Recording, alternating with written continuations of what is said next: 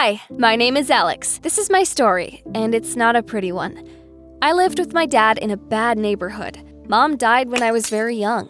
Dad was a mess. He would find a job, then quit and spend days in bars. He'd come back at night, fall on the couch, and snore so hard that the walls shook. When I turned 5, I discovered my unique ability. I was playing with kids who, like me, grew up without much supervision. We were kicking the ball too close to old Mr. Clark's house, and it flew right into his little basement window. It was narrow, dark, and looked like the entrance to a horror movie. No one wanted to climb in, but I just lay down on the ground, exhaled, and squeezed in as if I'd been doing it my whole life. I found the ball, then went up the stairs into the house. There was a jar of sweets on the kitchen table. I filled my pockets with them, went back down to the basement, and climbed out of the window. From that day on, everyone called me Mouse. My friends would ask me to get into places through windows and open doors from the inside. Sometimes I was caught and scolded, of course, but I was always let go afterwards. At school, social workers sometimes took me aside and asked me questions about Dad. Oh, leave me alone. After one such talk, I met Helen and Jane. Helen also had a family that didn't care about her. One day, I saw her copy our teacher's handwriting to rewrite a note she had been given. That was her special power. Jane's family was all right, but her parents controlled her every move. She got so mad at them that she even ran away from home a couple of times. Jane's best friend was her laptop, and she could hack almost any device. Also a superpower of sorts. We became fast friends because all three of us saw our town as a trap. All we had were problems: the police, our poor grades, and parents. We often talked about leaving without looking back. It all began after an English test. We failed spectacularly, and Mr. Murray looked as if he was disappointed in all of humanity when he handed us our answer sheets. I realized that if we played by the rules, we would stay there forever. We need to break into school and fix our grades. Great plan. We're in. That night, I found a small window on the side of the school, pulled myself up, and climbed inside. In the staff room, I turned on the computer, plugged in a USB stick, and texted Jane. After a couple of minutes, the cursor moved by itself, and our grades were changed to A's. Then I found our tests and took them with me. We went to a cafe. Helen took our empty answer sheets and carefully wrote down the correct answers. She perfectly copied our handwriting.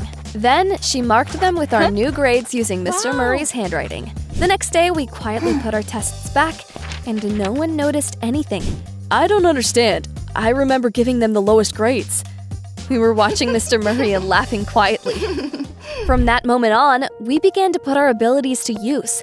We changed our grades, broke into stores, and took money from the cash registers. I'd sneak in where no one else could, and Jane would turn off the alarm systems. Helen made it look like we'd never been there.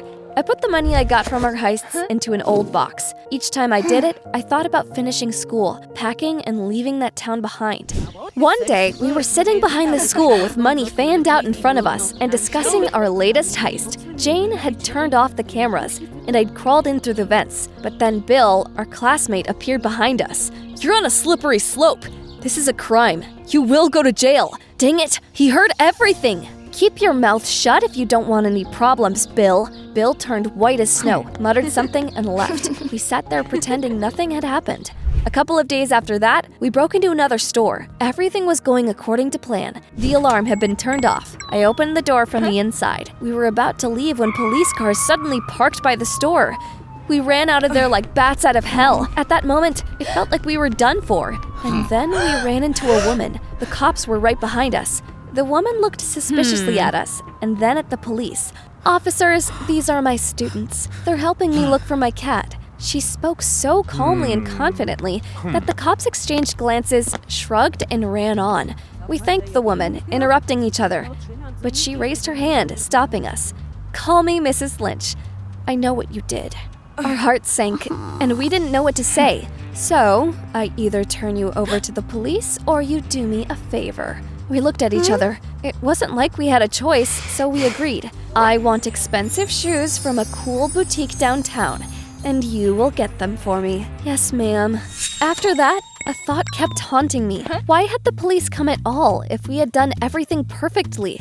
I talked about it with the girls, and we all immediately thought of Bill. Right! He knew about what we did and was all judgy. We quickly made a decision that seemed logical at the time. He ratted us out, so he should be prepared to face the consequences. The next day at school, I climbed into the staff room through the window and pulled money out of the school safe. Jane was outside, turning off the alarm. Meanwhile, Helen was writing in a notebook using Bill's handwriting. We dropped the notebook at the crime scene and left as quietly as we had come. The next morning, there was pure chaos at school. Police, interrogations. When Bill was being led away, he looked like a scared baby. We watched him and gloated, because he should have minded his own business, and he only had himself to blame. Later that evening, we went to the boutique Mrs. Lynch had mentioned. The whole thing went surprisingly smooth, as if someone from above had decided to give us the green light. I carried out the shoe boxes and wondered how much their contents must have cost. Jane and Helen were covering for me. The next day, I brought the boxes with me to school and hid them in my locker. But then, Mr. Murray came up to me. "What is that, Alex?" I said some nonsense. Mr. Murray sighed heavily. "You're a smart girl, and you should stop doing bad things. Focus on your studies instead." I nodded, wishing he would go away. After school, we met Mrs. Lynch and gave her the stolen shoes. "Girls, you have amazing abilities!" She promised to give us money and help us leave town. At that moment, I felt like everything was finally coming together. "But there's something else I need you to do. Break into a pawn shop." Her voice left no room for objection. The next night, we sneaked into the pawn shop. The girls turned off the alarm, and we were already inside when we heard sirens. A second later, the police surrounded us. No one came to save us this time. Calmly, without any screaming or fighting, we were led to a police car. It was nothing like in the movies. At the police station, we sat on a bench shoulder to shoulder and discussed what had happened in a whisper. It was clear that someone had ratted us out again. Obviously, it couldn't have been Bill. But then the door opened and Mrs. Lynch came in. She talked to the cops, signed some papers, posted bail, and we were released. Just like that. Like we were not thieves, but schoolgirls that stayed out after curfew. Once we were outside, she looked at us calmly. "See, I'm your friend. If it hadn't been for me, you would have been in jail much longer." We nodded because we had no choice. But my stomach was in knots. The next day, school was buzzing like a beehive because news had spread like wildfire in our town. The principal called us into his office and said something about discipline, reputation, and the school's zero-tolerance policy for such behavior. "It's my fault. Helen and Jane weren't involved at all. It's only me you should punish."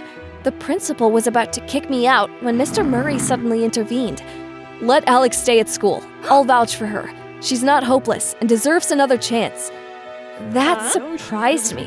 I wasn't expecting that from my English teacher. In the end, I was given one last chance. "If you mess up again, both you and Mr. Murray will have to leave school." I left his office and really wondered why an adult I'd driven up the wall countless times suddenly decided to stand up for me. The thought that someone else might get hurt because of my decisions scared me more than the police. Mrs. Lynch was waiting for us after school. "I spent a lot of money to bail you out. You owe me." "What do we need to do?" "You'll break into a jewelry store. If you don't, I'll take the bail back and you will go to jail." With those words, she turned around and walked away, leaving us standing there feeling as if a leash had been put around our necks. We started arguing because it was obvious to us all that something was wrong. Perhaps Mrs. Lynch turned us in to make us owe her. "This is too much. We should stop. If we stop now, we'll end up behind bars for real." In the end, I talked them into doing it, even though I wasn't as confident I was doing the right thing as I used to be.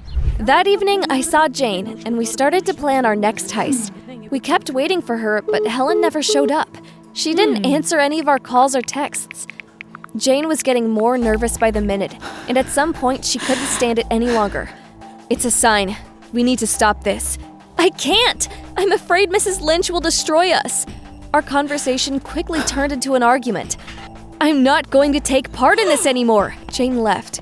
I sat alone for a long time and eventually decided that I would finish the job myself. I snuck into the jewelry store at night. I was putting jewelry in my backpack, praying everything would go smoothly. But then the alarm went off. The doors and windows got blocked, and the store turned into a trap. I ran around trying to find a way out. Then I saw a small window and somehow squeezed through it. Sirens were already wailing outside. and I had to run without looking back. By some miracle, I escaped. I ran home and collapsed on the floor, swearing to myself that it was the last time. What happened? Oh, Dad, I don't know what I'm doing. For the first time in a long time, we had a normal conversation. Life is never easy, but I'm trying to live it for you. I'm sorry that I'm not always good at it. I felt ashamed because I suddenly saw him not as a problem, but as someone who also struggled in his own way. The next day, I came to school determined to talk to the girls and fix everything. But for some reason, neither Helen nor Jane were there. And then I ran into Bill. I know you set me up. Who told you?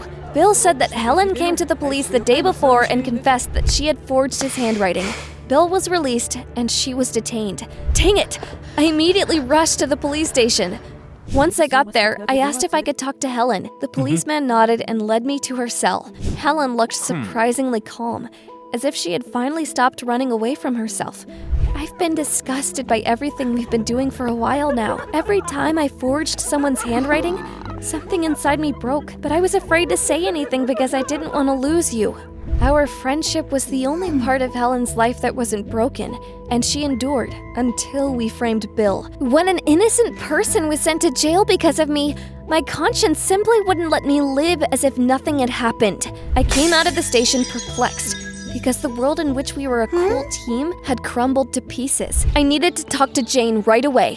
I came to her house and rang the doorbell. Her parents opened the door. Good afternoon. Is Jane home? She's grounded. She's not allowed to leave her room. What happened? Do you even need to ask? Jane told us about your crimes. I don't want to see you around our daughter ever again. Just like that, she closed the door in my face. I went around the house and stood under Jane's window. I quietly called her name, and after a couple of seconds, Jane looked out. She seemed pretty tired and empty. Jane, what's wrong with you? I couldn't take it anymore. I hated all those thefts, break-ins, being scared all the time, but I was afraid of being alone. I tried to stop us. I was the one who called the police and told them what we were going to do. You turned us into the police? I thought that if we were caught, we would finally stop and live normal lives. I walked away from Jane's house in total disbelief. That's when Mrs. Lynch called me. Alex, did you do everything I told you to do? Do you have the jewelry? And that's when something in my head finally clicked. Enough was enough. It was time to put an end to that circus, and I knew exactly how to do it.